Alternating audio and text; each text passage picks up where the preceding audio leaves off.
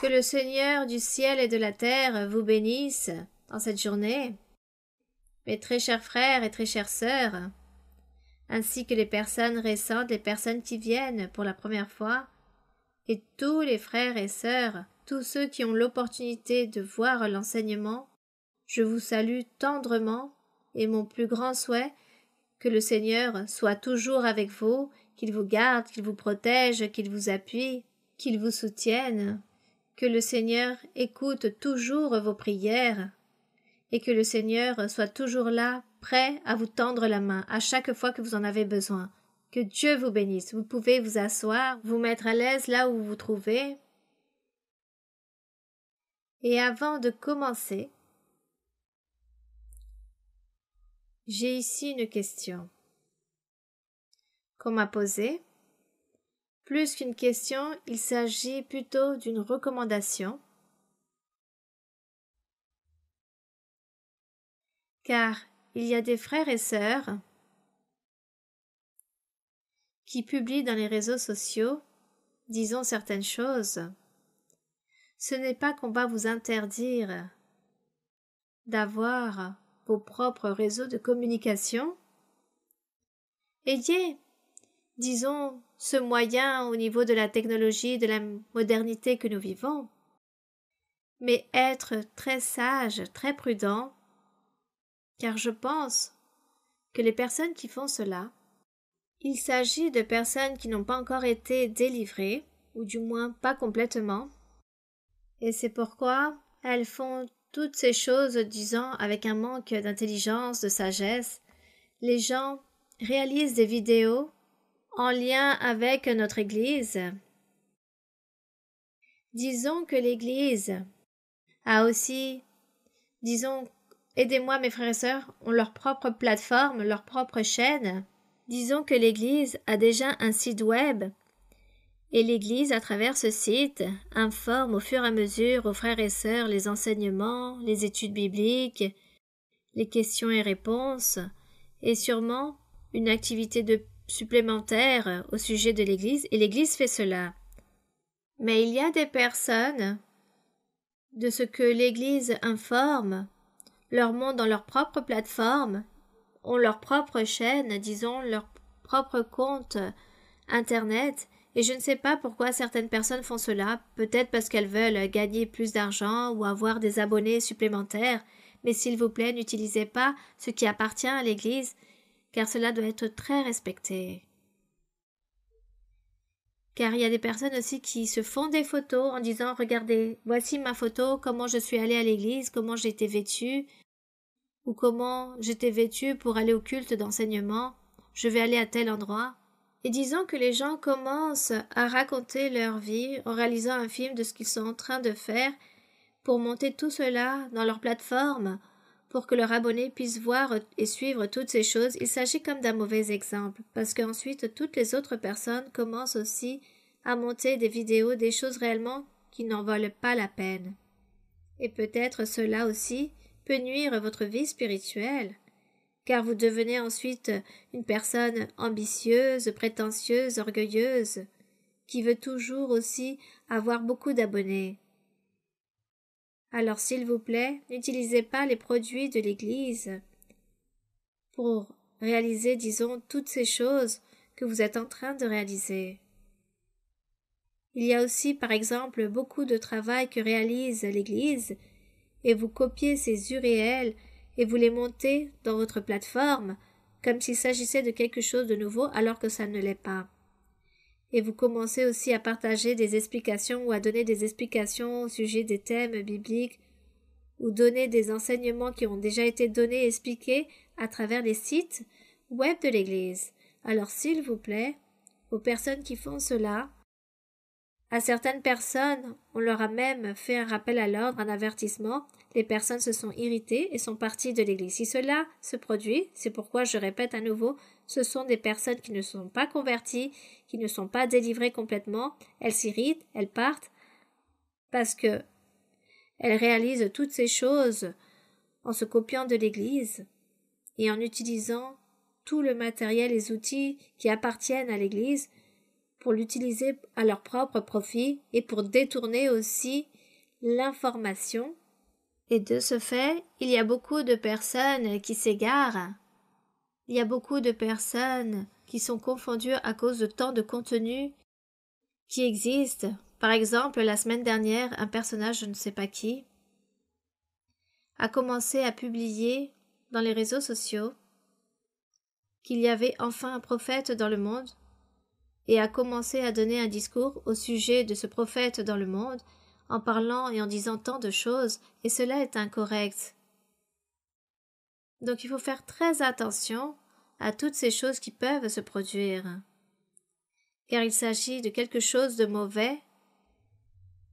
Il s'agit aussi d'un manque de respect, car ma sécurité est en jeu, car si les gens commencent à publier au monde entier tant de choses de ce que je suis ou ce que je fais, ensuite toutes les personnes vont vouloir suivre, disons, et vont comme envahir ma privacité, et à aucun moment je vais pouvoir obtenir de paix.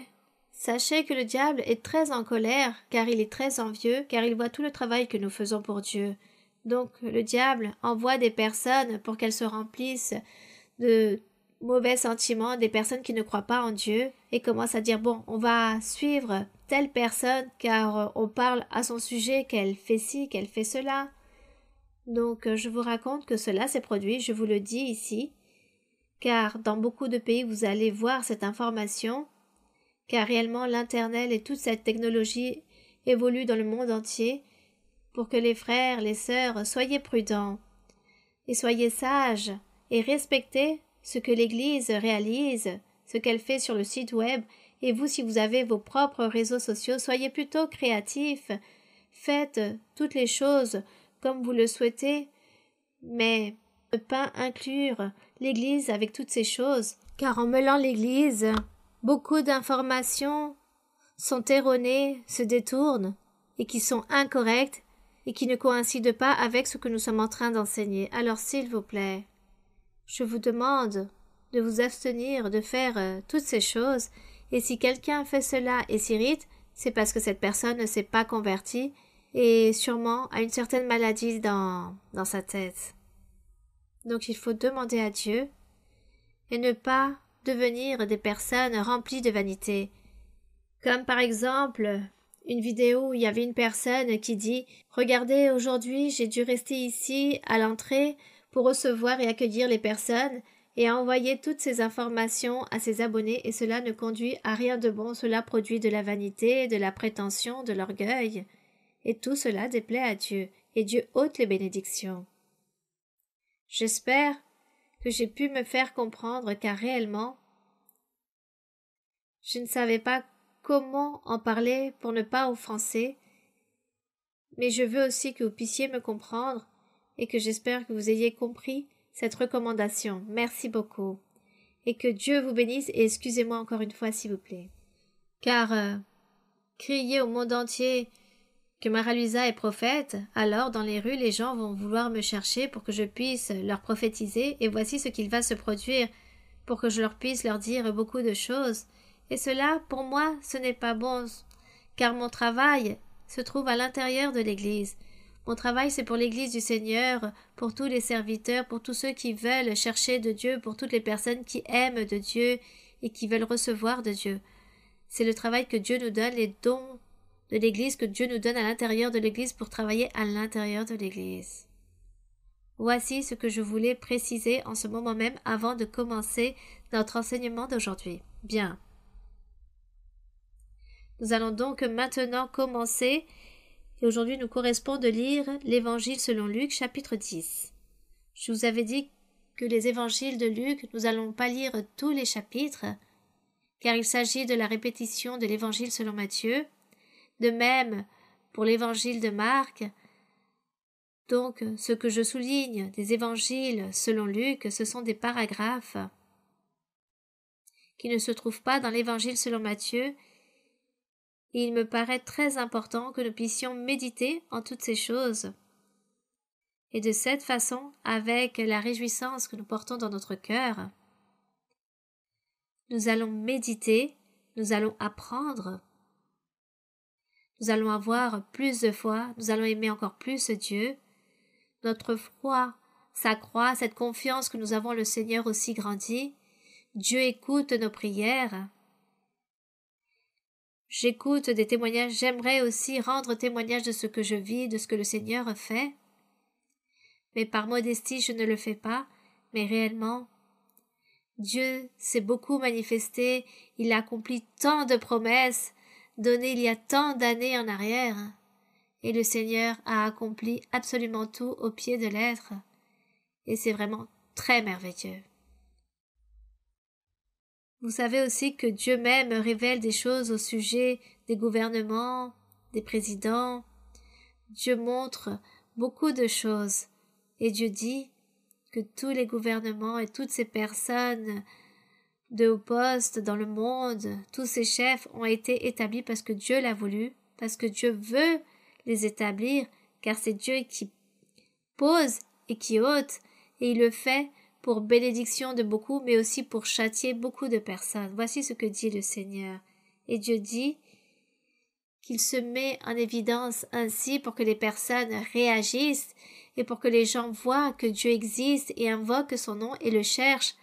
Lorsque les personnes se trouvent dans toutes ces difficultés, lorsqu'elles se trouvent persécutées apparemment par un gouvernement, mais que les gens se rappellent de Dieu et invoquent le nom de Dieu et cherchent de Dieu. Et le Seigneur ainsi se démontre de différentes façons.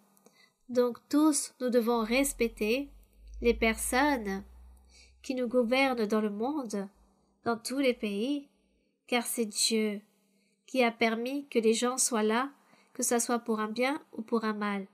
Mais de toute façon, prions le Seigneur et cherchons le Dieu qui a créé le ciel et la terre, à ce véritable Dieu qui existe en esprit.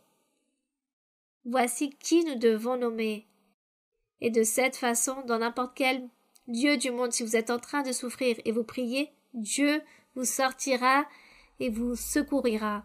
Béni soit le nom de Dieu. Voici ce qu'a fait Dieu avec beaucoup d'entre nous, car ainsi sont les expériences que nous vivons avec Dieu. Bien.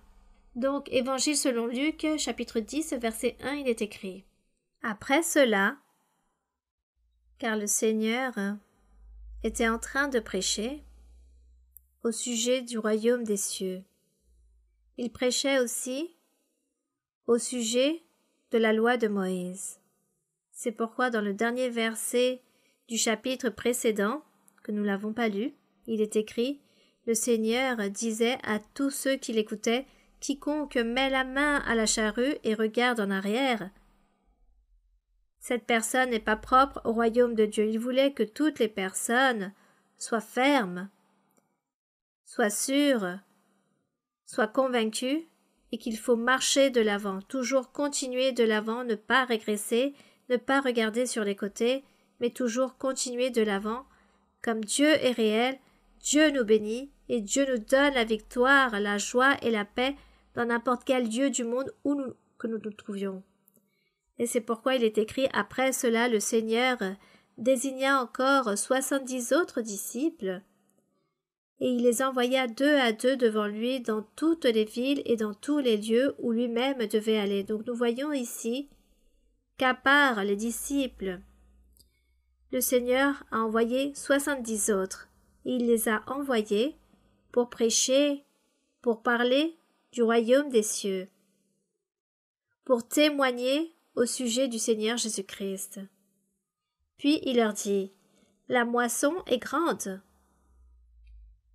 Donc, il y avait déjà le blé, l'avoine, il y avait les fruits, tout était là pour récolter. La moisson est grande, mais il y a peu d'ouvriers. Si cela disait le Seigneur dans l'ancien temps, aujourd'hui aussi nous disons la même chose. Seigneur, il y a peu d'ouvriers. Envoie des ouvriers. Le monde est très grand. Il existe des milliers de personnes qui ont besoin de toi. Envoie des ouvriers. Voici ce que nous aussi aujourd'hui nous disons à notre Dieu. C'est pourquoi il est écrit « Priez donc le maître de la moisson d'envoyer des ouvriers dans sa moisson. » Partez. Il dit « Partez, voici je vous envoie comme des agneaux au milieu des loups. » Eh bien, il fallait donc souffrir les conséquences de vivre avec Dieu, de marcher avec lui, et attendre dans le futur la vie éternelle à ses côtés. Et les conséquences étaient que chaque personne, disons, va vivre ces moments difficiles de persécution comme des agneaux au milieu des loups. Mais au milieu de la tribulation, des jours difficiles, peu importe la difficulté que nous menions, le Seigneur toujours est avec nous. Il nous garde et nous protège de tous ces loups. Le Seigneur leur disait à tous ces 70 autres, ne portez ni bourse, ni sac, ni souliers, et ne saluez personne en chemin. Le Seigneur leur a dit de ne pas emporter toutes ces choses, ne pas emporter de l'argent, ni même de grands sacs de voyage remplis d'habits, ni de souliers, rien de ces choses, mais juste partir avec ce qu'ils portaient sur eux. Pourquoi? Parce que le Seigneur savait qu'au lieu où ils allaient arriver, où ils allaient évangéliser, parler du royaume des cieux, parler au sujet du Seigneur Jésus-Christ, le Seigneur savait qu'ils allaient recevoir beaucoup d'attention de la part des autres personnes, car à part tous les miracles qu'ils allaient réaliser, car ils travaillaient de deux en deux, qui sont partis de deux en deux dans toutes les villes, Dieu a fait des miracles, des prodiges à travers eux, beaucoup de guérisons. À toutes ces personnes, il a envoyé beaucoup de bienfaits, c'est pourquoi? Pour reconnaître tous ces bienfaits, il leur donnait l'hébergement, des souliers, de l'argent, des bijoux, bon, tant de choses, tant de marchandises. Disons, c'étaient les cadeaux qu'il leur donnait en échange de tous ces bienfaits. Le Seigneur voulait leur faire comprendre qu'ils allaient même en recevoir en plus, et c'est pourquoi il ne fallait pas s'inquiéter à emporter tant d'équipages, de souliers ou d'argent, car ils n'allaient vivre aucune pénurie. Toutes les personnes leur donnera tout ce qu'ils avaient besoin en reconnaissance de tous les miracles et bienfaits qu'ils recevront. Ils vous donneront toutes les choses nécessaires. Puis, lorsqu'il est écrit « Ne saluez personne en chemin », car anciennement, selon les coutumes de l'ancien temps, un salut pouvait durer au moins 20 minutes ou plus. Donc s'il commençait à saluer toutes les personnes qu'ils allaient trouver dans leur chemin, alors ils allaient prendre toute la journée en saluant, ils n'allaient plus avoir le temps pour évangéliser. Je suppose que c'est à cause de cela. Car ici, il n'y a pas lieu d'être de dire ne saluer personne en chemin, je pense que c'était pour ne pas perdre de temps et continuer, car il fallait gagner du temps, il fallait évangéliser beaucoup de personnes. Puis, dans quelque maison que vous entriez, dites d'abord que la paix soit sur cette maison. Et s'il se trouve là un enfant de paix, votre paix reposera sur lui. Sinon, elle reviendra à vous. Ici, le Seigneur donnait cette autorité à toutes ces personnes qu'il envoya. Il leur donnait la puissance que où qu'ils allaient aller, où ils allaient être reçus, cette maison aussi allait recevoir la maison de Dieu, car ils allaient être bien accueillis. Mais si dans un certain lieu ils sont mal accueillis, et les gens disent « Nous voulons rien savoir, n'entrez pas, vous n'êtes pas le bienvenu, nous ne voulons pas que vous nous parliez de votre doctrine », alors l'Écriture dit que la malédiction, le châtiment, allait aller vers cette famille ou cette maison qui ne voulait pas accueillir ses disciples. Ce fut donc le commencement du travail que le Seigneur a réalisé anciennement, mais ce travail aussi, nous le voyons aujourd'hui réalisé dans nos vies. Aujourd'hui, nous avons vécu aussi toutes ces expériences où nous avons été bien accueillis dans un certain endroit, dans une famille, dans un lieu, où les gens acceptent la parole de Dieu, ont cru en notre enseignement, et Dieu a béni grandement toutes ces familles, toutes ces personnes qui ont voulu écouter, ou ce peuple, car Dieu donne tant de bénédictions. Mais nous avons aussi expérimenté que toutes ces personnes qui rejettent la parole de Dieu et deviennent nos ennemis, nous voyons comment le Seigneur aussi leur ôte des bénédictions, et ces personnes réellement reçoivent comme un châtiment de la part du Seigneur. Tout cela aussi, aujourd'hui, nous le vivons d'une manière ou d'une autre. Nous avons expérimenté toutes ces choses. Car ce que je suis en train de lire il y a plus de 2000 ans en arrière que cela a été écrit, cependant le Saint-Esprit, qui se trouve aujourd'hui avec nous, vivifie toutes ces choses. Et comme tous ces gens ont vécu toutes ces expériences anciennement, nous aussi nous vivons les mêmes expériences, car Dieu est le même hier et aujourd'hui. Donc tout cela est merveilleux. Donc je ne sais pas pourquoi les personnes disent que la Bible est passée de mode. Elle n'est pas passée de mode. Peut-être le livre, disons parce que tout devient numérique. Disons que tout est numérique, digital. Mais ce livre, ce qui est écrit et son contenu, vivifie le Saint-Esprit. Il le fait que tout soit réel. Anciennement, il l'a fait réel, et aujourd'hui aussi cela fait que c'est une réalité avec nous. Disons que si nous exagérons, parlons de 1000, 2000 ou 3000 ans pour les jours futurs, eh bien le Seigneur continuera à faire revivre tous ces écrits, ce contenu, ce message. Le Saint-Esprit se trouvera là, présent, car il doit être toujours attentif de sa création, de l'humanité, car le Seigneur veut sauver l'humanité. Bien. Et c'est ainsi, dans le verset 7 où il est écrit « Demeurez dans cette maison-là, mangeant et buvant ce qu'on vous donnera. » Car l'ouvrier mérite son salaire. N'allez pas de maison en maison. Donc, comme l'ouvrier était digne et méritait son salaire, le Seigneur savait que les personnes qui allaient le recevoir allaient donner l'alimentation à tous ses disciples. Et aujourd'hui, il se passe la même chose. Nous rendons grâce au Seigneur. C'est le même hier et aujourd'hui. Verset 8. Dans quelque ville que vous entriez et où l'on vous recevra, mangez ce qui vous sera présenté, guérissez les malades qui s'y trouveront, et dites-leur, le royaume de Dieu s'est approché de vous.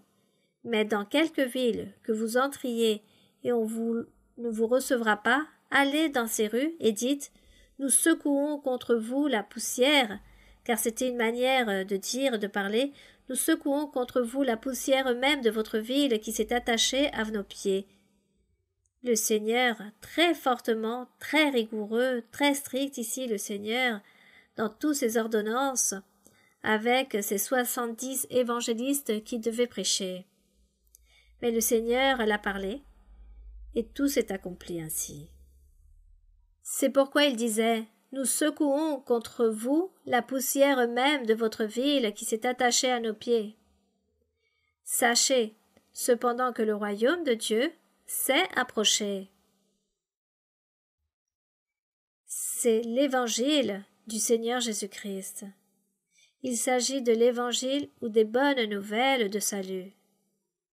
Les bonnes nouvelles, car les anciennes étaient les lois de Moïse, le chemin du salut, mais les bonnes nouvelles, l'évangile du Seigneur Jésus-Christ. Il s'agit du même royaume de Dieu. Le royaume de Dieu s'approche. C'est pourquoi il dit « Je vous dis qu'en ce jour, Sodome sera traitée moins rigoureusement que celle ville-là. » Donc nous voyons ici, car dans l'histoire nous avons lu, que le Seigneur a châtié 2 villes, Sodome et Gomorrhe. Il les a châtiées, les a incendiées et les a complètement détruites. Car tous les habitants commettaient le péché et commettaient beaucoup de choses mauvaises, très offensives devant Dieu, en réalisant tant de méchanceté, et Dieu les a tous châtiés. Car l'histoire nous raconte que juste un seul personnage a été sauvé, et il a châtié ces villes dans l'ancien temps. Cependant, pour les jours suivants, pour le jour du jugement, lors du jugement final, ces villes doivent comparaître devant Dieu pour être jugées là-bas en esprit. Elles ont été châtiées physiquement très dur, il y eut une grande mortalité, mais ensuite il y aura ce jugement spirituel ce châtiment spirituel, et c'est pourquoi le Seigneur Jésus disait que ce jour-là, Sodome sera traité moins rigoureusement que cette ville-là, qui a rejeté l'évangile du Seigneur Jésus-Christ. Pour cette ville, ou ces familles, ou tous ces gens qui ont rejeté le royaume des cieux, la prédication, ils sont partis prêcher, ils ont réalisé des miracles, des prodiges, et on leur a prêché que le royaume des cieux s'approchait, qu'il fallait y croire en Jésus-Christ, l'envoyé de Dieu, mais ces gens n'y ont pas cru. Donc, le jour du jugement, le châtiment sera plus dur pour toutes ces personnes non croyantes qui n'acceptent pas le véritable évangile, qui n'acceptent pas Jésus-Christ, autant que Dieu, le Fils de Dieu. Alors, ici, l'histoire raconte que le châtiment sera encore plus dur que celui qu'il a envoyé à Sodome et Gomorrhe. Voici ce que signifie ce verset 12. Continuons ici dans le verset 13. Il est écrit « Malheur à toi, Chorazin, malheur à toi, Bethsaïda, car si les miracles qui ont été faits au milieu de vous avaient été faits dans Tyr et dans Sidon, nous pouvons trouver ces histoires dans les livres des prophètes, dans Ésaïe, Ézéchiel, Amos, Zacharie. Tous ces prophètes annoncent toutes ces villes qui ont vécu des guerres et qui étaient contre le peuple, contre tous ces Israélites, et d'une certaine façon, elles ont réalisé le mal devant Dieu, même si ce n'étaient pas des Israélites. Mais ici, l'histoire raconte que dans ces villes, le châtiment allait être moins dur, car dans ces villes où avait été prêché l'Évangile, dans Tyr et dans Sidon, les personnes n'ont pas cru. Les personnes ont rejeté la parole du Seigneur, ont rejeté le Seigneur Jésus-Christ, et n'ont pas chéri les miracles et les prodiges que le Seigneur faisait, ou ce que ses envoyés faisaient. Donc le Seigneur ici leur disait que le châtiment allait être très dur aussi, et toutes ces personnes qui ont péché dans l'ancien temps recevraient également leur châtiment. Verset 14. C'est pourquoi, au jour du jugement, Tyr et Sidon seront traités moins rigoureusement que vous. Voici ce qu'il dit par rapport à Chorazin et Bethsaïda. Et toi, Capernaüm, qui a été élevé jusqu'au ciel, tu seras abaissé jusqu'au séjour des morts. C'est-à-dire, c'est ce qu'il y a de plus profond dans la terre. Tu seras abattu, car cette ville aussi a rejeté l'Évangile, la parole du Seigneur. Lorsqu'on leur avait prêché l'Évangile, le royaume des cieux, ils ont tout rejeté. Puis dans le verset 16, il est écrit « Celui qui vous écoute m'écoute, et celui qui vous rejette me rejette, et celui qui me rejette rejette aussi celui qui m'a envoyé. » Donc, il faisait comprendre ici l'autorité que Dieu donne à une personne, à un envoyé. Dieu établit ces personnes, comme le Seigneur dit, comme la Bible raconte dans Éphésiens, que le Seigneur a établi des apôtres, des prophètes, des évangélistes, des docteurs, des pasteurs, pour l'œuvre évangélique, et pour que l'Église se perfectionne, et le Seigneur leur donne de la puissance, son soutien, son autorité, et le Seigneur dit « S'ils sont rejetés, les gens rejettent aussi Dieu. » C'est pourquoi le Seigneur leur disait « Celui que vous écoutez m'écoute, et celui que vous rejetez me rejette, car il rejette le Père éternel qui l'a envoyé. » Pour que cet enseignement puisse rester clair, que ce n'était pas juste pour l'ancien temps que tout cela s'est produit, cela aussi c'est pour aujourd'hui, car aujourd'hui aussi nous avons le même Dieu, le même Saint-Esprit et les dons spirituels. Donc aujourd'hui aussi, le Seigneur a tous ses serviteurs, ses envoyés, dans l'Église, dans l'Assemblée. Nous rendons grâce au Seigneur car il a permis que dans plus de 70 pays, même s'il s'agit d'un petit groupe dans chaque pays, Dieu est là en train d'observer ce pays à travers ce groupe qui s'y trouve. Ils ont été envoyés. Nous tous, nous avons été envoyés. Le Seigneur nous a fait tous un appel et il nous envoie pour prêcher. À tous, il nous envoie pour évangéliser. Et il nous dit à chaque fois que nous devons nous préparer, que nous devons nous instruire, que nous devons lire beaucoup de fois la Bible et que notre cœur se purifie pour Dieu. Qu'il n'y ait plus de péché, que nous devons vivre en sainteté, en obéissance, sans aucune malice, sans aucune tromperie, sans aucune rancune, sans aucune ambition, sans aucune cupidité, mais toujours avoir un cœur pur pour Dieu, être sincère, honnête avec tous nos semblables, être droit avec tous nos semblables. Voici ce que Dieu veut, que nous ayons un cœur ainsi pur. C'est une manière de nous préparer aussi, en lisant, en apprenant, et le cœur aussi, en train de le purifier de toute tâche.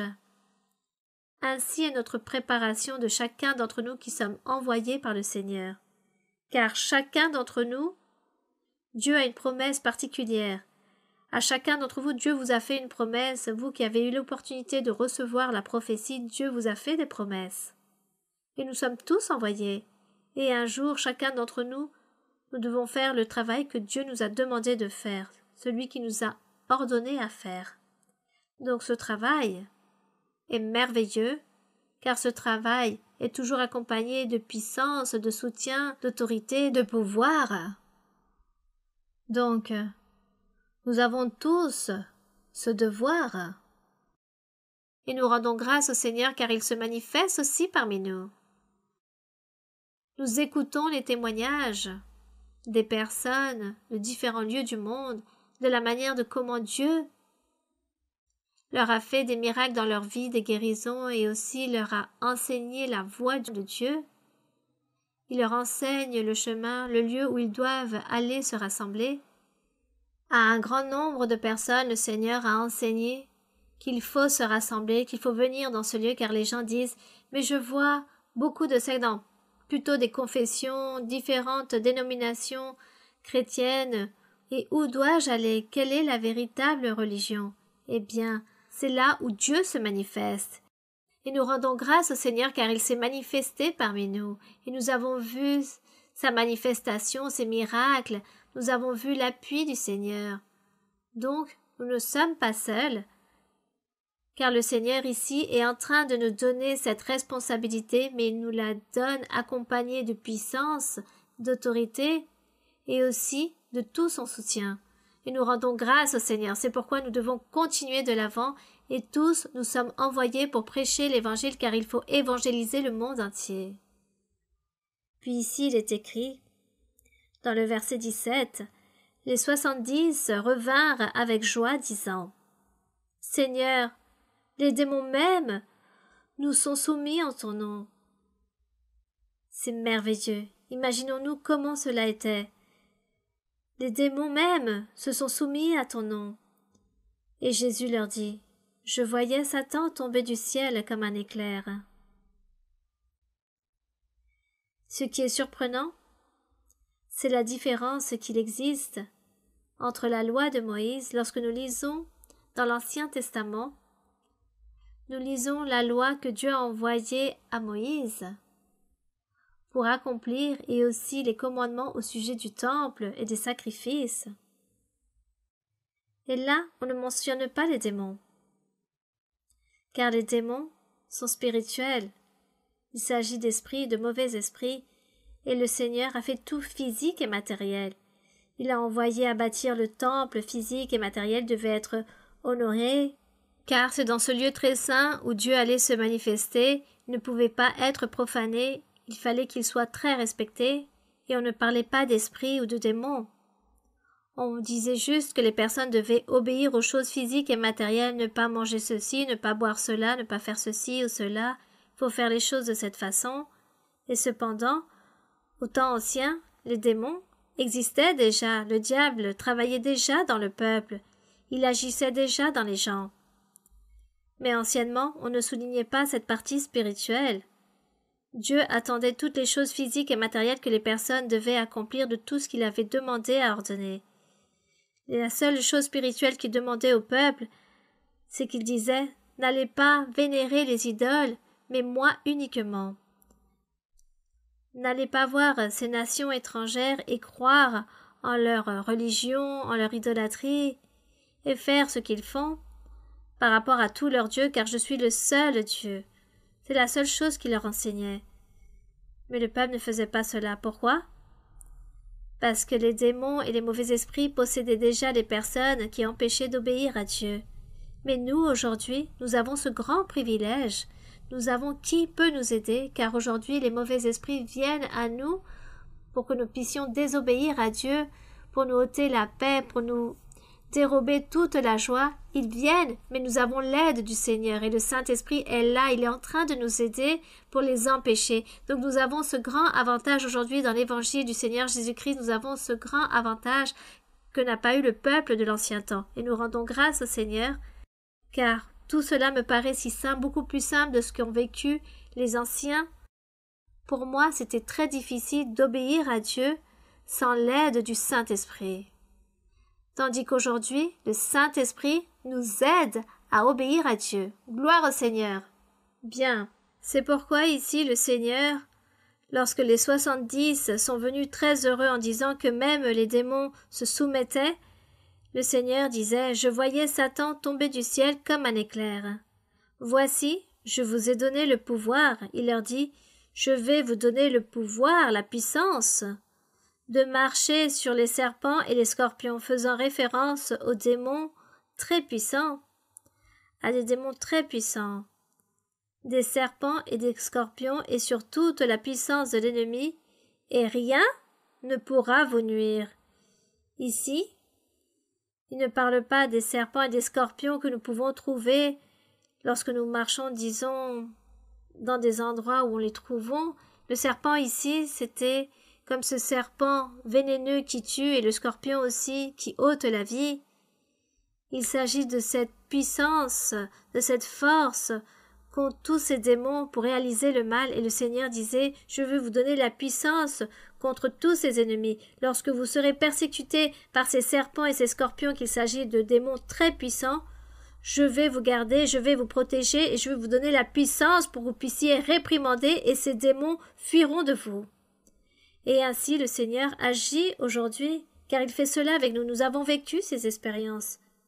Nous avons réprimandé des mauvais esprits très forts, très puissants qui viennent dans notre vie pour réaliser le mal, et le Seigneur nous a donné cet appui ou cette puissance pour que ces mauvais esprits partent et rendent libre la personne. Gloire au Seigneur. Donc, ce qui s'est passé hier avec ces 70 personnes, aujourd'hui, il se passe de même avec nous. Gloire au Seigneur. C'est pourquoi il dit « Je vous ai donné le pouvoir de marcher sur les serpents et les scorpions et sur toute la puissance de l'ennemi, et rien ne pourra vous nuire. Gloire à Dieu. » Et cela fut ainsi, et cela fut ainsi encore aujourd'hui, et cela sera ainsi aussi dans les jours suivants. Verset 20. Cependant, il leur dit « Ne vous réjouissez pas de ce que les esprits vous sont soumis, mais réjouissez-vous de ce que vos noms sont écrits où ça? Dans les cieux. Gloire à Dieu. Voici, c'est ce qu'il y a de plus important, que nous devons nous inquiéter que nos noms soient déjà dans la liste du livre que le Seigneur garde, où il écrit toute notre vie, notre quotidien, et c'est là où le Seigneur nous inscrit, et nous sommes là, que nos noms soient écrits là-bas sur cette liste dans le livre de la vie. Voici, c'est ce qu'il y a de plus important. Et le Seigneur dit « Règle pour tous ceux qui veulent que leur nom soit écrit dans le livre de vie, voici les règles. Connaître Dieu, être confiant en Dieu, avoir la foi, accomplir ses commandements. Et quels sont les commandements? Eh bien, il faut analyser chaque commandement et les accomplir. Cesser de pécher, nous éloigner du péché, vivre une vie sainte, droite devant le Seigneur. Voici toutes les règles pour que nos noms puissent être écrits dans le livre de vie. Et ensuite, les autres choses viennent s'y ajouter. Les autres choses, la manière de comment Dieu va nous mettre à son service, de comment il va nous utiliser pour faire des miracles, des prodiges, l'imposition des mains, la prophétie, ou prier pour les personnes et que les personnes guérissent. Tout cela s'y ajoute au fur et à mesure, mais le plus important, ce sont les commandements. Accomplir, observer les commandements du Seigneur et suivre ce chemin. C'est les règles principales pour que nos noms puissent être écrits dans le livre de vie. Béni soit le nom du Seigneur. Dieu nous aidera. Si nous aimons le Seigneur, il nous aidera. Verset 21. En ce moment même, Jésus tressaillit de joie par le Saint-Esprit, et il dit « Je te loue, Père, Seigneur du ciel et de la terre, de ce que tu as caché ces choses aux sages et aux intelligents. » Et j'ajouterai de tous ces philosophes aussi, et de ce que tu as révélé aux enfants, et non aux enfants d'âge, mais ceux qui ont un cœur humble et simple comme celui d'un enfant. Oui, Père, je te loue de ce que tu l'as voulu ainsi. Il voyait tous ces 70 hommes comme des enfants, car ils portaient un cœur d'enfant. En réalisant le travail, avec un cœur d'enfant, ils sont revenus, en disant au Seigneur qu'ils étaient très heureux, réjouis, remplis de joie et d'allégresse, ces 70 hommes, car ils ont dit « Même les démons se sont soumis en ton nom. » C'est pourquoi le Seigneur leur disait « Merci mon Père, car tous ces mystères, toute cette grandeur, toute cette puissance qui s'est manifestée a été révélée à tous ces enfants, à ces 70 hommes que j'ai envoyés, et non seulement à eux, mais à toutes ces personnes, depuis ce jour-là, à toutes ces personnes qui vont être au service de Dieu. Nous aussi que le Seigneur veut que nous ayons tous un cœur d'enfant. Un cœur humble, simple, sans aucune malice, sans aucune rancune, sans aucune haine, sans aucune tromperie, sans aucun mensonge, ne pas tromper aux personnes, ne pas voler aux autres. C'est avoir quoi? Un cœur d'enfant. Donc, combien d'entre vous veulent avoir un cœur d'enfant ou que nous voulons? Moi, je suis la première qui veut avoir un cœur d'enfant. Car il s'agit d'une règle très importante. Et ici, le Seigneur dit « Je te rends grâce, mon Père, car aucun sage ou intelligent, aussi instruit qu'il soit, il n'a donné que à celui qui a un cœur d'enfant. Il révèle toutes ses grandeurs et toute cette puissance. Nous rendons grâce au Seigneur. Toutes les choses m'ont été données par mon Père, et personne ne connaît qui est le Fils si ce n'est le Père, ni qui est le Père si ce n'est le Fils, et celui à qui le Fils veut le révéler. » Il s'agit d'un mystère très grand. Et se tournant vers les disciples, il leur dit en particulier « Heureux les yeux qui voient ce que vous voyez. » Donc, heureux sont ceux qui voient ce que vous êtes en train de voir. Et qu'est-ce qu'ils étaient en train de voir? Ils voyaient Dieu, ils étaient en train de voir Dieu à travers un être humain. Ils ne se rendaient pas compte qu'ils étaient là. Ils voyaient ce docteur, ce prophète, cet homme très instruit, mais ils n'arrivaient pas à mesurer ce qu'ils étaient en train de voir. Dieu même, converti en un être humain, leur parlant, leur enseignant et leur donnant des ordres. Nous rendons grâce à notre Dieu, ce qu'il fait et révélant aussi ses mystères. Verset 24. Car je vous le dis, que beaucoup de prophètes et de rois de l'ancien temps, beaucoup de prophètes, énumérons Moïse, Élie, Élisée, Jérémie, Ézéchiel et tout le reste des prophètes et les rois aussi, ont désiré voir ce que vous voyez. Ils ne l'ont pas vu, car les prophètes ont prophétisé au sujet de ce personnage, mais ils ne l'ont jamais vu. Les rois ont su que Dieu parlait d'un personnage qui allait venir dans les jours suivants, s'est envoyé, mais ils ne l'ont pas vu, tandis que toutes ces personnes voyaient le Seigneur, et c'est pourquoi il dit cela. C'est pourquoi je vous dis, beaucoup de prophètes et de rois ont désiré voir ce que vous voyez et ne l'ont pas vu, et entendre ce que vous entendez. Ils ne l'ont pas entendu, c'est pourquoi vous êtes heureux. Et si nous continuons dans le verset 25, il est écrit Un docteur de la loi se leva et dit à Jésus pour l'éprouver. « Maître, que dois-je faire pour hériter la vie éternelle? Que dois-je faire pour hériter la vie éternelle? » Et le Seigneur répond. « Qu'est-il écrit dans la loi? Qui lis-tu si tu es docteur de la loi? Si tu es docteur de la loi, n'as pas-tu lu?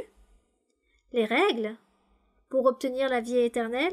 Voici sûrement ce que le Seigneur voulait lui faire comprendre. » Puis il lui dit, « N'as-tu pas lu ce qui est écrit dans la loi? » Et celui-ci répondit, « Tu aimeras le Seigneur ton Dieu de tout ton cœur, de toute ton âme, de toute ta force et de toute ta pensée, et ton prochain comme toi-même. » Il s'agit ici d'une parole théorique.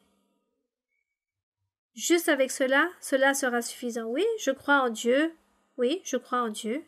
Et voilà, cela est suffisant. Cela, c'est aimer Dieu, et tout simplement. J'aime Dieu, mais pas les personnes, car les autres non. J'ai de l'envie contre eux, je veux me venger avec les personnes, mais Dieu, oui, Dieu, je crois en lui et je l'aime. Voici. Ceci, c'est aimer.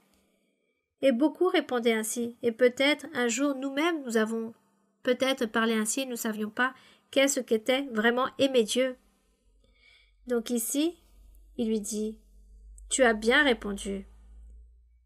Si tu aimes Dieu avec tout ton cœur, avec toute ta force, avec toute ta pensée, de tout ton cœur, qu'est-ce que tu dois faire? » Le Seigneur lui a dit, « Alors, que dois-tu faire pour que puisse accomplir cela? » Et je pense que l'autre personne n'a pas pu répondre au Seigneur, mais le Seigneur lui dit, « Tu as bien répondu.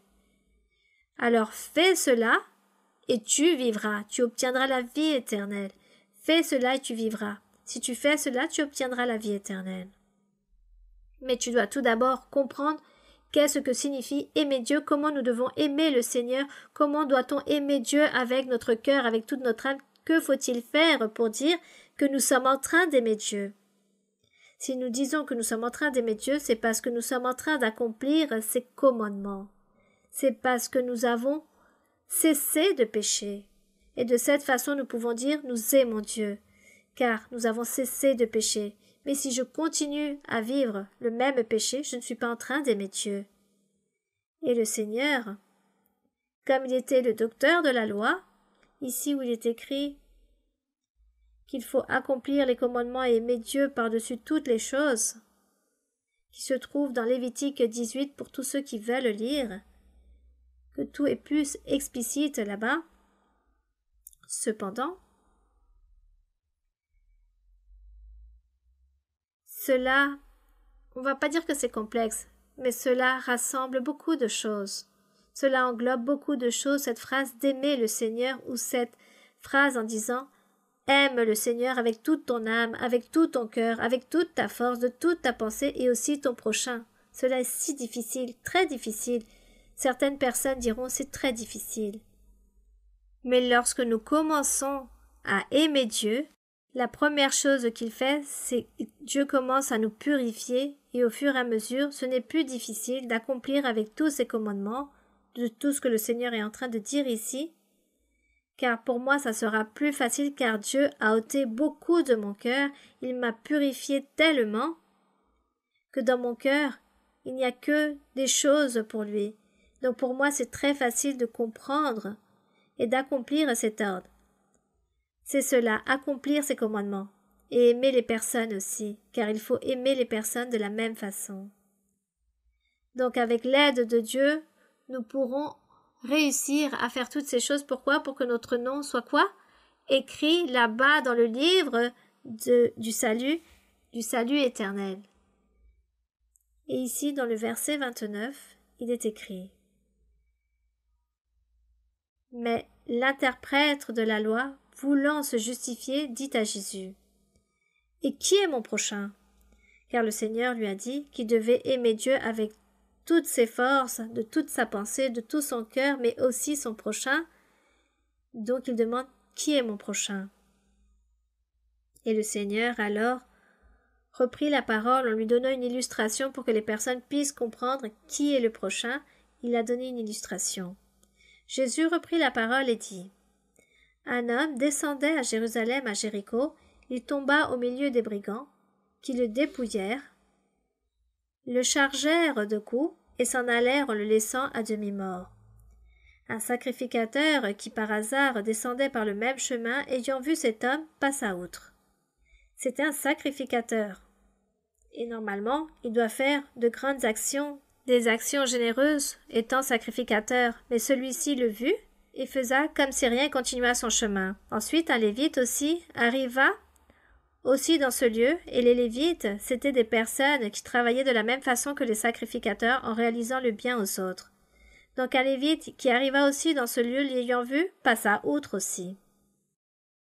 Mais un samaritain, ce samaritain, qui n'appartient pas au peuple d'Israël, il semblerait que c'était l'ennemi. Il y avait une grande inimitié entre les Samaritains et les Juifs, anciennement. Donc ici, l'histoire raconte qu'un Samaritain qui voyageait, étant venu là, fut ému de compassion lorsqu'il le vit. Il s'approcha et banda ses plaies, en y versant de l'huile et du vin, puis il le mit sur sa propre monture, le conduisit à une hôtellerie et prit soin de lui. Le lendemain, il tira 2 deniers, c'est-à-dire de l'argent ancien, donna à l'hôte et dit « Aie soin de lui, et ce que tu dépenseras de plus, je te le rendrai à mon tour. » Et dans le verset 36, le Seigneur dit « Lequel de ces 3 te semble avoir été le prochain de celui qui était tombé au milieu des brigands ?» Il répondit « Celui qui a exercé la miséricorde envers lui. » C'était ce prochain. C'est lui qui s'est approché, qui m'a approché et qui m'a aidé. Celui-ci qui m'a donné de la nourriture, de l'argent, qui m'a donné un toit, celui-ci qui s'est approché de moi, quelqu'un qui n'appartenait pas à mon propre sang, ni de ma lignée, ni même de mon peuple, mais tout simplement il est venu et rempli de miséricorde, il s'est approché de moi.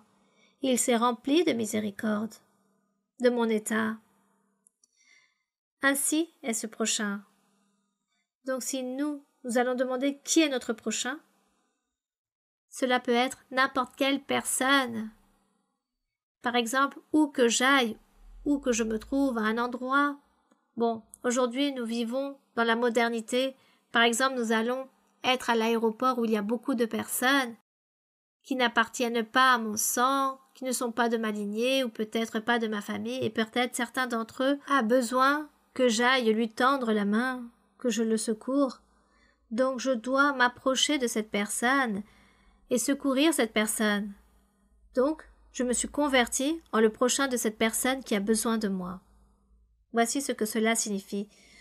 Ce n'est pas automatiquement la tante, l'oncle, le père, la mère, mais c'est secourir la personne qui est proche, qui se trouve à nos côtés et qui ont besoin d'une aide particulière, celui qui a besoin de quelque chose ou par exemple qui est en train de vivre une pénurie alimentaire, donc je dois secourir cette personne, lui donner quelque chose. Je me convertis en ce prochain de cette personne qui a besoin de quelque chose. Bien. Ensuite, nous étudierons plus à ce sujet, au sujet du prochain. Donc, nous étions dans le verset 38. Ici, dans le verset 37, il est écrit « Donc, lequel de ces 3 te semble avoir été le prochain de celui qui a été tombé au milieu des brigands? Eh bien, le Samaritain qui a tendu la main, qui s'est rempli de miséricorde, celui-ci est le prochain.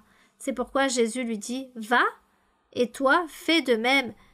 Tends la main à celui qui en a besoin. » Verset 38. Comme Jésus était au chemin avec ses disciples, il entra dans un village et une femme nommée Marthe le reçut dans sa maison.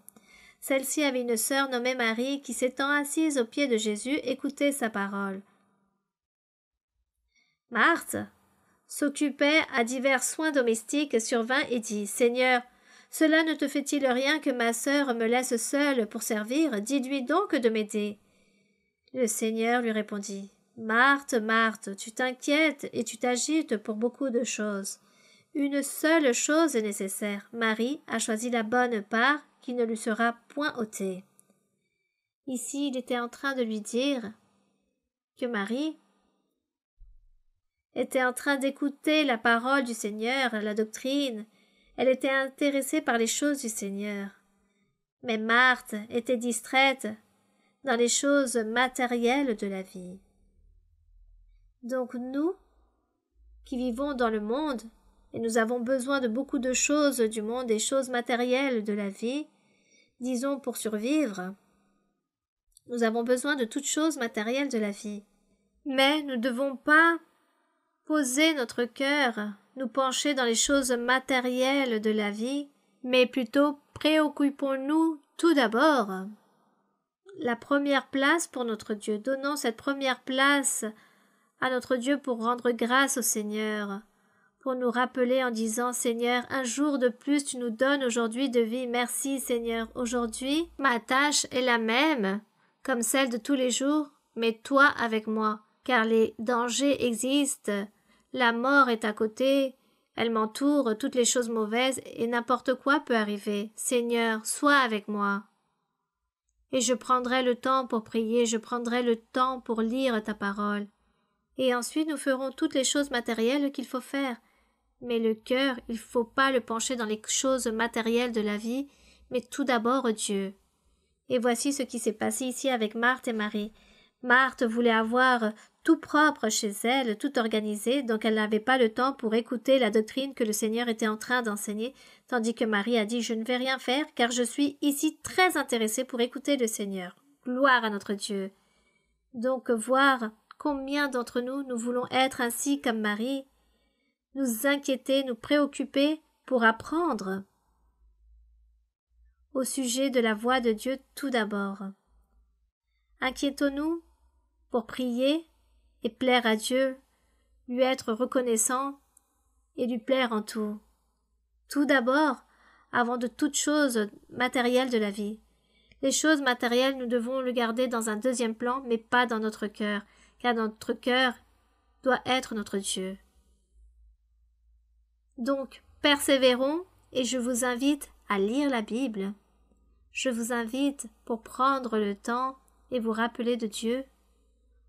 Au moins 1 minute dans votre vie, priez le Seigneur, invoquez le nom de Dieu. Il vous écoutera et il vous bénira. Lorsque vous pouvez aller vous rassembler dans l'église, allez-y.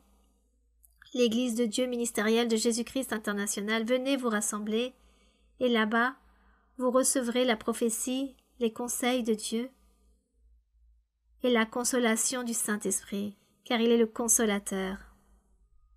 Que mon Seigneur vous bénisse grandement à vous tous, et ici aussi les frères et sœurs, nous allons prier. Béni soit notre Dieu Tout-Puissant, Créateur du ciel et de la terre, notre Roi, notre Dieu. Tu nous as créés de ta main, et nous sommes ici devant ta présence. Nous cherchons ta face. Nous allégrons notre cœur chaque jour par ta grande manifestation,